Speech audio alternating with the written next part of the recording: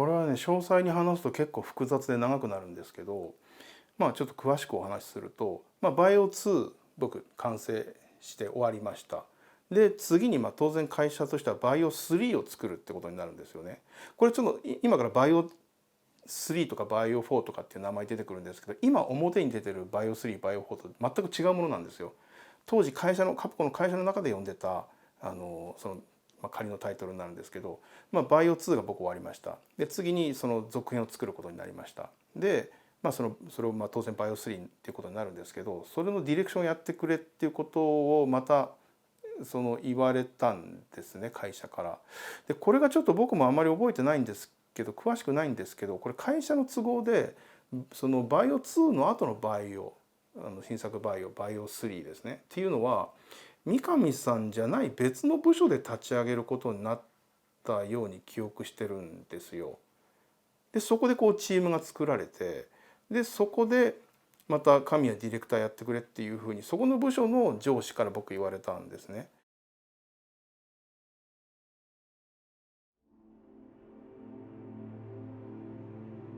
バイオ1バイオ2と作ってきてハードのやっぱり限界とかできることできないことっていうのがもうはっきり分かってたので、同じその条件でまたバイオ3を作るっていうのはもう僕にとって魅力がなかったので、ディレクターもやりたくないですっていう、贅沢な話なんですけどっていうことを会社に言ったんですね。そしたらサポートについてくれっていうことを言われて、なので僕はそのバイオ3のチームの中では一プランナーとして参加して、僕の後輩の人間をディレクターにしてチームが走り始めたんですね。ちなみにそのサポートの人間にもう一人入ってたのが門井なんですよ。で僕と門井でサポートについて、別の僕の後輩がディレクターっていう形でやってたんですけど、一方で三上さんの部署の方でもそのバイオを作り始めて、でそっちは、当時はバイオ 1.9 って呼んでたんですよ。バイオ2のそのアセットを流用する形で、なんていうかスピンオフを作ると。で、そっちはもうバイオのその正式ナンバリングじゃなくてスピンオフなんだから、なんか好きなことやろうっていうふうに、結構なんかカジュアルなゾンビをバンバン撃って爽快感を得られるようなタイプの、バイオの、ゲームのプロトタイプに仕上げてました。だからそのバイオ2のステージなんかもちょっとカット変えて流用したりして、そういうことが進んでたある日、僕三上さんから夜中呼び出されて、僕家にいたんですけど、三上さん居酒屋でお酒飲んでて、そこに僕電話で呼び出されて、で行ってみたら今度プレイステーション2っていうのが出ると。でそれでバイオを開発するから、今のお前がやってるサポートしてるバイオ3、これを、プレイステーション2で2にプラットフォームを移すと。それでやってくれと。で新しいハードにチャレンジするので、経験のない人間のディレクターではちょっと不安だから、ディレクター経験者のお前がそれをやってくれっていうふうに言われたので、僕もその新しいハードで作るんであれば何か新しい挑戦ができるかもしれないっていうので、じゃあ分かりましたっていう形でそのプラットフォームを、プレイステーション2に移して、バイオハザード3がまた新規で動き始めることになったんですよ。それがデビルの原型ですね。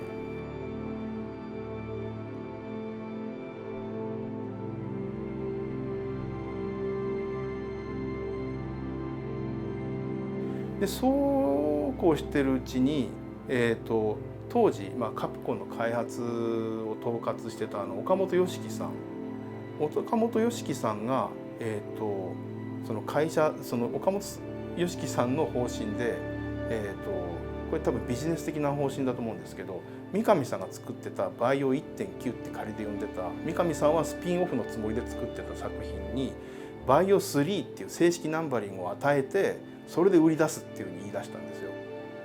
商売考えたらその方が売れますよね。スピンオフで出すより3っていう正式ナンバリングの方が。でそれで三上さんもだいぶ揉めたらしいんですけど、会社と。三上さんのスピンオフだからなんかこう新しいこともやろうっていうふうにカジュアルホラーみたいな形で作ってたのにっていうところでなんですけど、まあ会社の方針には逆らえず、そのバイオ 1.9 と呼んでたものにバイオ3っていう名前がつくことになったんですよ。じゃあ我々が僕のチームが我々がそのプレイステーション2で作ってるこのバイオハザード3はじゃあバイオ4になるってことっていうことになり、で急遽その、我々開発中にその仮のタイトルをこう画面に出したりしてるんですけど、そこに3って書いてあった数字を4って書き直してバイオハザード4ってことになったんですよ。実際それで三上さんがそのバイオ 1.9 として作ってたものがバイオ3ラストエスケープっていうことで、世に出ました。なのでちょっとバイオ3っていうのはその前作からの流用アセットが多い作品になっちゃったんですよね。三上さんとしてはそれは正式ナンバリングで出したくなかったタイトルのはずです。あれはもう会社都合です完全に。で一方でじゃあ僕がその、バイオ4となったものを、開発継続するんですけど、そこから確かねその時にはすでにまた三上さんの管轄下に戻ってたんですよ。なので僕も三上さんの指示のもとそのプレイステーション2のバイオハザード4の制作に取り掛かったんですけど、その時点で三上さんがこうかなりこうなんていうか何度ももう恐怖っていうテーマ外したらっていうことをすごく言ってきたんですよ。三上さん常々言ってたんですけど、ホラーって題材として飽きるから、3作が限度だみたいなことを言ってたんですよずっと。もうバイオ2の開発の頃から。なので、僕がその4番目にあたるバイオを作るにあたってお前もその恐怖ってのテーマにしなくていいよっていうふうにこう強く言って、でそれは多分そのバイオ2でもそのこう出てしまった僕のそのホラーよりはアクションよりの僕の興味っていうかいうものを三上さん見越して自分の好きなそのアクション寄りに作ったらっていうことをこう促してくれてたんですよね。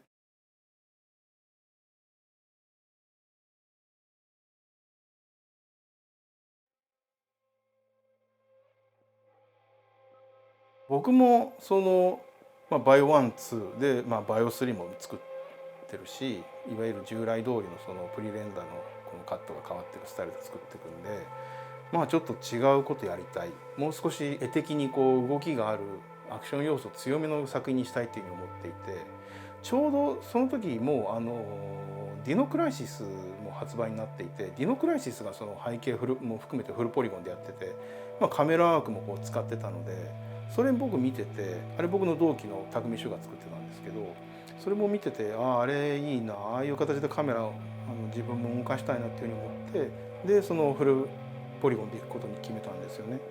もうハードスペックも上がったんで表現力もだいぶこう良くなったんですけど、でその動的なカメラの中でそのプレイヤーのアクション要素っていうのもどんどん積み重ねていって、でその結果こう今の世に出てるデビルメイクライの原型が出来上がってきて、ダンテがそのアクションして派手に銃を撃ってジャンプもするしっていうふうになってったっていう流れですね。でそうなっていって、その途中で三上さんから開発の途中で何度もこれもうバイオって名前じゃなくてもいいんじゃないのっていうことを言われて、なんですけど僕はそのこれをバイオハザードっていうタイトルで出すから面白いんじゃないですかみたいなことをずっと三上さんに言っててこう聞かなかったんですよね。それをそのバイオが123はああいうそのオーソドックスなホラーのスタイルでやってきたけど、バイオ4になった途端にすごいアクション要素の強い作品になったっていう、僕はそれが面白いじゃないって思ってたんですけど、ついにそういう話を何回か三上さんにされて、あるタイミングでもうそれバイオっていうタイトルじゃなくすからっていうふうにビシッて言われて、でもうバイオシリーズから完全に切り離されたんですよ。それでその僕が作ってたのが完全にそのバイオハザードシリーズから切り離されちゃったんですけど、ちょうどそのタイミングでプログラマーがも含めチームの新しいスタッフっていうのが加入してきたんですけど、その加入してきたそのプログラマーの一人がそれまで作ってたアクション色強いこの、バイオハザード4のこう敵をさらにこう作っていくにあたってなんかもうちょっとアクションゲームにするんだったらアクションゲームらしい敵の攻撃をさせたいと。例えばその時ちょうどステージ1の一番最初のボスのファントムっていう雲のボスの原型が出来上がってたんですけど、もうその時はまだそのバイオハザードのタイトルで作ってたのでバイオテクノロジーで巨大化した雲だから、そのなんかその雲の攻撃もなんかその妖怪液を吐くとか現実に即したものだったんですけど、アクションゲームするんだったらこいつに例えばその火の玉吐かせるとか、あるいはもう全く別の敵を作ってそいつはもうふわふわ空中も飛ぶし、なんかその壁もすり抜けて壁の中に消えていったりまた現れたりするしっていう、そういう敵の方がアクションゲームとして面白いっていうふうにこう主張してきたんですね。でちょうどその時のバイオテクノロジーっていうことに縛られなくてよくなったタイミングだったんで、確かにそういう敵面白そうだなと思って、じゃあもうバイオでもないわけだし、もうその敵は全部悪魔だクリーチャーだっていうことにして、そういうもっとオカルトテイストの方に振り切ってもっと敵の表現を誇張しようっていうふうになっていって、それがその「デビルメイクライ」っていうタイトルにつながる世界観作りっていうのが始まったタイミングでしたね。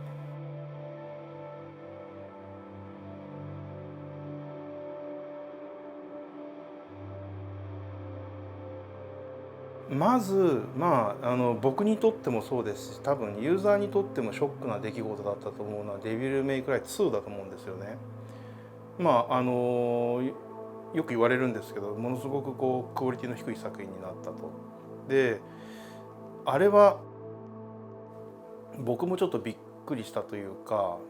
デビルメイクライを作り終えました。本当にいいチームだったんですよね。みんな若いスタッフが集まっていて、新しいタイトルを作る、新しい世界観を作るっていうところにみんなこう情熱的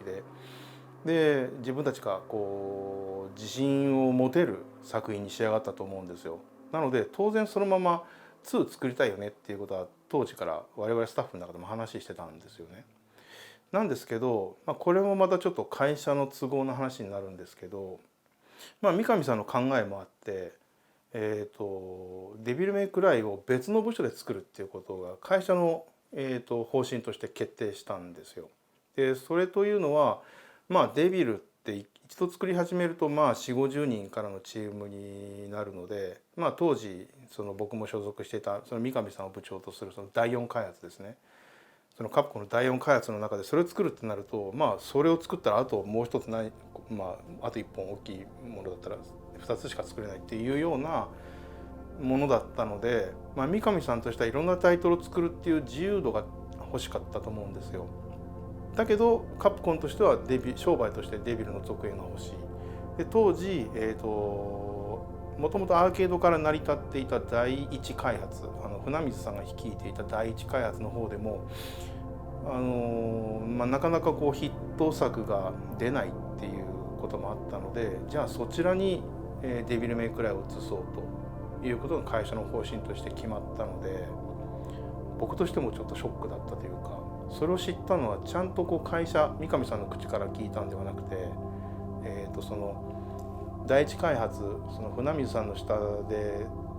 デビルメイクライ2を作ることになったちょうどその時僕の同期の企画マンだったんですよ。そいつがディレクターをやるってことになったらしく、そいつが僕のところに聞きに来たんですよね。デビル1のその企画書をちょっと見せてほしいんだけどっていう風に来たんで、いいよ、何の参考にするのって聞いたら、いや俺がデビルメイクライ2作ることになったからって言われて、えって僕そこで初めて知って、なんでって思ったのと同時に僕の頭によぎったのは、俺クビなんだと思ったんですよ。バイオ2の時からデビルもそうなんですけど、僕スケジュールを遅らせる常習で、お前スケジュール守らんやんかっていうことを散々三上さんにも怒られてたんで、スケジュール守らないし俺もクビなんだとかと思ったんですよ。でなんですけど幸いクビではなかったんですけど、でもその別の部署でデビルメイクライ2を作るっていうことはもう決定したことだったんで覆らずで、そのデビル1のチームスタッフが誰もいないチームで新しく作り起こされることになってしまったんですね。なのでああいうそのユーザーが望む形のデビル2にはならなかったと思うんですよ。それっていうのは僕としてもその旗で開発を見ていて、こんな風になっちゃうんだっていうのはすごいやっぱ寂しい気持ちで見てましたし、その時には僕はもうすでに新しいプロジェクトをスタートしていて、ビューティフルショーを作り始めることになって、なんていうか僕が多分デビルを作り続けていたらその後のそのビューティフルショーも狼もなかったと思うので、なんていうんですかね、結果的には今自分でも誇れるそういうオリジナルのタイトルを作れたっていうのはそれはそれで幸せだったことだなとは思いますけど、一方でデビル2に関してはユーザーにとっては不幸な出来事になってしまったのかなとは思うんですよ。ただその後のデビル3ですね、あれは僕は素晴らしいと思いました。あれは市野くんがディレクターやって、市野くんも僕の同期なんですけど、市野くんの多分いろんなそういう判断なんですかね。特に僕が素晴らしいと思ったのはその下村監督にこう依頼して制作されたこの数々のデモシーンですよね。あれが本当にもうダンテってキャラクターがもうぶっ飛んでいて、新しいそのアクション表現というか、デビルメイクライの世界観だけじゃなくてゲームのアクション表現としても一段階上にこうステップアップさせたと思うんですね。ちょうどその頃根強いデビルファンとか、あとちょうどその頃出てきた忍者ガイデンとか、あとゴッド・オブ・ウォーとか、ああいうちょっとハック&スラッシュ系のゲームのことがこうネット界隈で話題になるときに、ありがたいことなんですけど、その初代デビル1のファンっていうのもいて、で結構議論になってるのを僕も見るんですけど、そういうのを見ながらそのはるか昔に僕が作ったデビル1とその後に出てきた素晴らしい洗練されたその忍者ガイデンであったり、ゴッド・オブ・ウォーであったりっていう作品とこう比べられて、いやデビルじゃなくてこっちの作品の方がいいじゃないかって言われてるのを見て、僕もなんかこうムラムラこう闘争心が湧いてきて、いやそんな昔のって言ったらあれですけど、今の俺だったらもっといろいろアップデートしてもっとすごいアクションゲーム作れるのになって思った気持ちっていうのがその後ベヨネッタにつながることになりましたし、でそこでそのベヨネッタでもそのそのデビル3デビル4とこうデモシーンをされてきた下村監督に我々もちょっと協力をお願いすることにして、そこでそのベヨネッタのアクション表現っていうものにもさらに磨きをかけてもらいましたし、そういうきっかけにもなったと思うので、デビル3からの路線っていうのは僕は素晴らしいと思いましたね。で実際僕がベヨネッタ制作している時にほぼ並列でデビル4も制作されてたんですよ。デビル4の方が先に発売されましたけど、あれがそのテストプレイできるのがその会社の近くのヨドバシカメラに設置されたって聞いたらもう即座に僕は遊びに行って触りましたし、ずっとやっぱりデビルっていうのは僕の中でも自分が立ち上げた作品ではあるんですけど、その後こう市野くんが素晴らしい手腕でこう育てて磨いてきてくれたので、僕にとってもこうライバル的な存在になって、デビルその新しい路線のデビルがあったから僕はベヨネッタも作れたと思いますね。